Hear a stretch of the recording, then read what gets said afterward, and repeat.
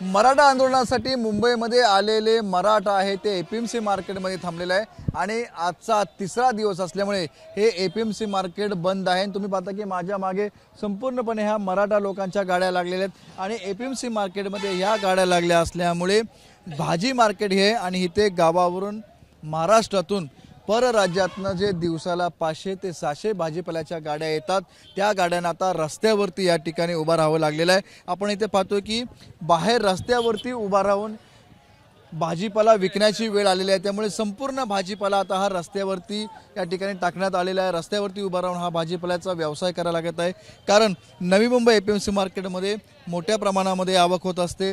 दिवसाला 600 ते 700 गाड्या येत असतात आणि या ठिकाणाहून आलेला भाजीपाला हा नवी मुंबई, कल्याण डोंबिवली, मुंबई, वसई विरार या संपूर्ण भागामध्ये जात असतो। त्याचबरोबर एक्सपोर्ट सुद्धा केला जातो। मात्र आता मोठा फटका आहे तो मराठा आंदोलनाचा या भाजीपाला मार्केटला बसलेला आहे आणि आतमध्ये कोणत्याही गाड्या जाऊ शकत नसल्यामुळे हा गाड्या या पूर्णपणे रस्त्याला लागलेल्या आहेत। तुम्ही ट्रक बघताय, टेम्पो बघताय आणि संपूर्णपणे रस्त्यावरती गाड्या लागल्या असल्यामुळे वाहतूक कोंडी सुद्धा होणार आहे।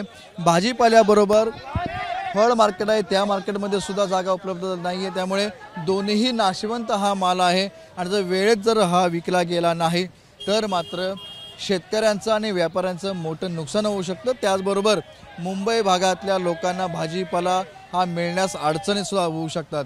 मात्र आता या आंदोलनाचा आता तिसरा दिवस आहे, 3 दिवस झाले एपीएमसी मार्केट बंद आहे, त्यामुळे याचा फटका बसला आणि भाजीपाला तर संपूर्ण आता रस्त्यावर त्याच्या गाड्या लावून विकायला लागत असते आणि याचाच परिणाम म्हणजे आता भाजीपाल्याचे दर सुद्धा 20 ते 30% वाढलेले आहेत। त्यामुळे सुदैवाची बाब अशी की आता आज जे तिसऱ्या दिवशी आहे ते आंदोलन आता स्थगित करण्यात आलेलं आहे। मराठा लोकांच्या मागण्या ह्या पूर्ण झालेल्या आहेत, त्यामुळे आता 3 दिवस मार्केट हे बंद राहिलेलं आहे आणि चौथ्या दिवशी म्हणजे रविवारी सुद्धा आठवड्याची सुट्टी असल्यामुळे चौथ्या दिवशी मार्केट बंद राहणार। त्यामुळे सलग 4 दिवस हे एपीएमसीचं मार्केट बंद राहिल्यामुळे भाजीपाला आणि फळ मार्केटला मोठं नुकसान सहन करावं लागलेलं आहे।